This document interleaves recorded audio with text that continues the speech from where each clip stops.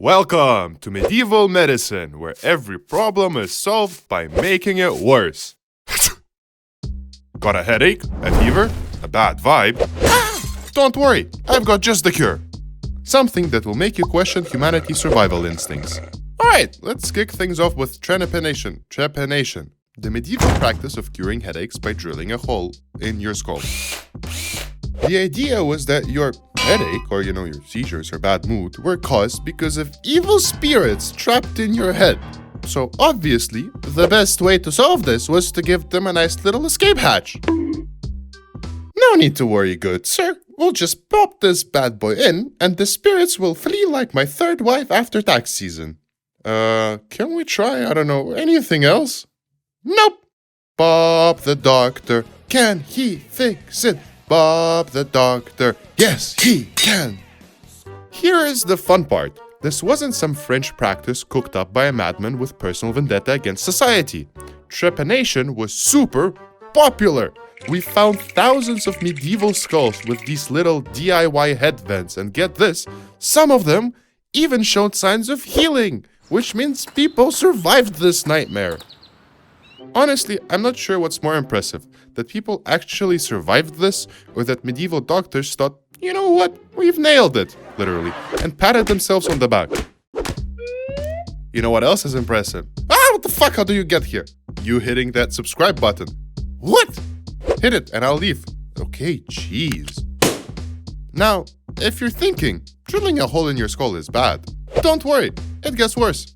Let's talk about the time where doctors thought that eating literal mummies was a good idea.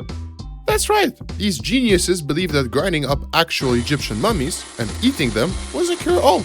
Headaches, stomachaches, broken bones, you name it. They'd prescribe you a sprinkle of pharaonic dust. The logic, if you can call it that, was that mummies' preserved flesh had magical healing properties.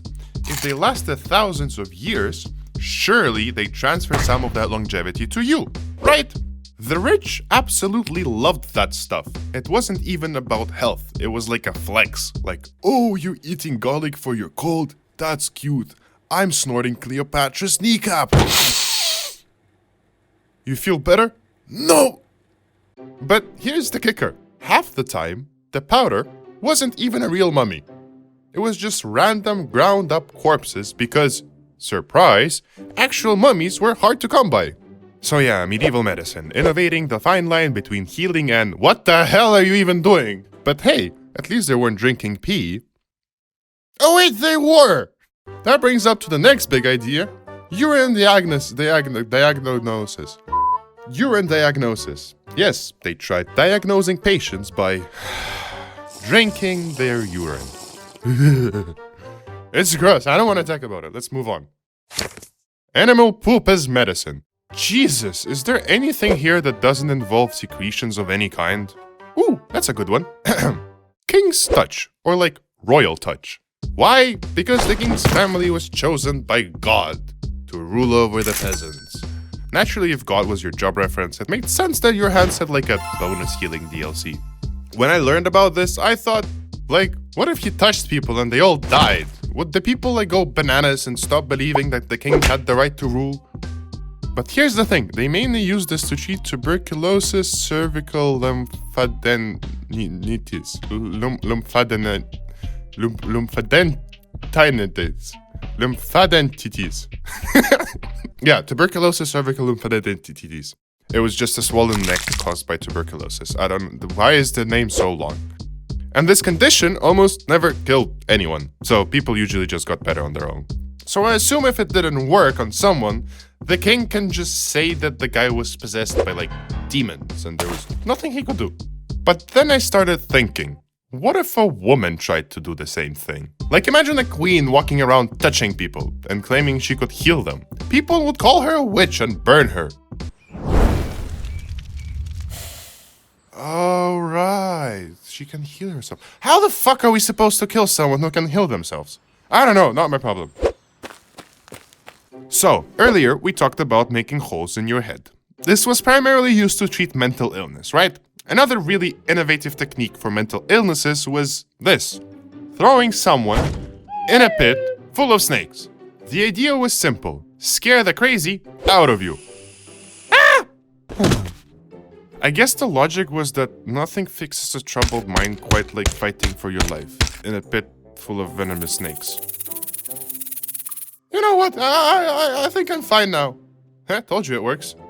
To be fair, doctors had a lot of weird ways of throwing animals to fix your problems. In nature, there's like a symbiotic relationship where a small fish will clean like sharks' teeth and the sharks won't eat them.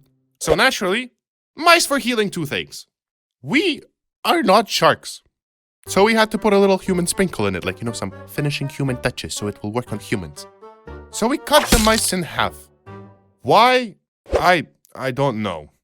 Especially at an age where plagues were spread by rats, this seemed extra fucking stupid. These are just a couple of weird practices. Most of them were so goddamn gross. Like frog vomit for plague treatment, leech vomit as an elixir, crocodile poop for birth control. Jesus, people didn't want to have kids. I tried to pick out the less disgusting ones. You're welcome. I guess what I'm trying to say is medieval medicine was basically a weird mix of witchcraft, bad guesses, and unholy obsession with bodily fluids. I'm so thankful to live in an age where medicine is finally better than, throwing someone into a pit full of snakes or snorting Cleopatra's decaps. Actually, I wouldn't mind that one. Next time you feel sick, just be thankful that your doctor isn't suggesting mouse house or pee therapy. Hopefully. Okay, thank you for watching. This was gross. Subscribe! Dun dun. Dun dun dun dun dun. Medieval medicine. Na na na na na na. I finally finished a script. Oh yeah!